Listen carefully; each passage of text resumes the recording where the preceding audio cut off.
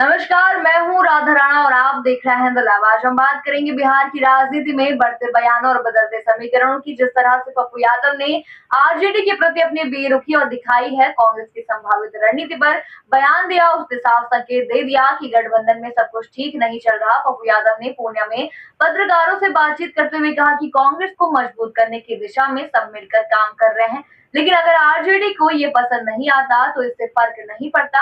ये बात अपने आप में काफी कुछ कहती है। इसका मतलब साफ है कि कहीं ना कहीं कांग्रेस और आरजेडी के बीच मनमुटाव गहराता जा रहा है। जी हाँ, पप्पू यादव ने बीजेपी पर भी जोरदार हमला बोला। उन्होंने साफ कहा कि बीजेपी ओबीसी, एसएससी, एसटी और किसानों के खिलाफ है। उन्होंने केंद्र सरकार पर समाज के वंचित वर्गों की अनदेखी करने का आरोप भी लगाया है। उनका कहना था कि कांग्रेस की विचारधारा हमेशा सबकी तबकों को साथ लेकर चलने की रही है, जबकि बीजेपी की नीतियों सामाजिक न्याय के खिलाफ है। पप्पू यादव ने ये भी कहा कि बीजेपी जनता को गुमराह कर रही है और देश की आर्थिक हालात खराब हो रही है। उन्होंने मोदी सरकार की 11 साल पर सवाल उठाते हुए कहा कि मोदी है तो मुमकिन है का नारा अब खत्म हो चुका है।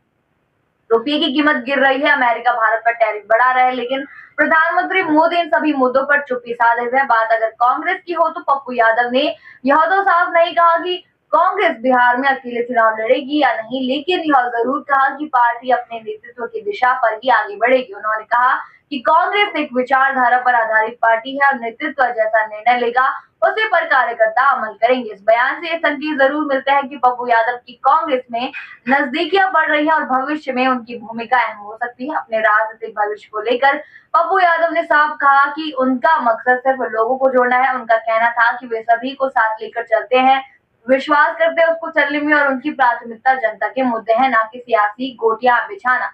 उन्होंने कहा कि आज की राजनीति में विकास की बातें, काम और जाति धर्म की बातें ज्यादा होती है, लेकिन वे इस सियासत को बदलना चाहते हैं। साथ ही उन्होंने ये भी जोड़ा कि विपक्ष को अगर बीजेपी को हराना है तो उसे एकजुट होकर लड़ना होगा। क्षेत्रीय दलों के अकेले बीजेपी से मुकाबला करने को उन्होंने नामुमकिन बताया और कहा कि एक व्यापक गठबंधन ही इसका हल है।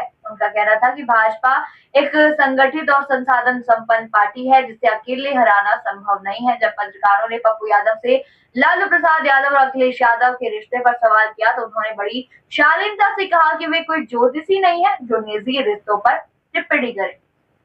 उन्होंने ये भी जरूर कहा कि राजनीतिक रिश्ते और व्यक्तिगत संबंध दोनों अलग अलग होते हैं और राजनीति में सब कुछ संभव है। इन बयानों से ये बात तो साफ है कि पप्पू यादव खुद को बिहार की राजनीति में तीसरे विकल्प के तौर पर पेश करना चाहते हैं। एक ऐसा नेता जो कांग्रेस की विचारधारा को मानता हो लेकिन आरजेडी की नीतियों से खुद को अलग भी रखता हो। आप क्या सोचते हैं इस पूरे मुद्दे पर, हमें कमेंट सेक्शन में जरूर बताइए और बने रहिए हिंद लाइव के साथ ही चैनल को सब्सक्राइब करना ना भूलें और हमारी फेसबुक और वेबसाइट के साथ भी जरूर जुड़े।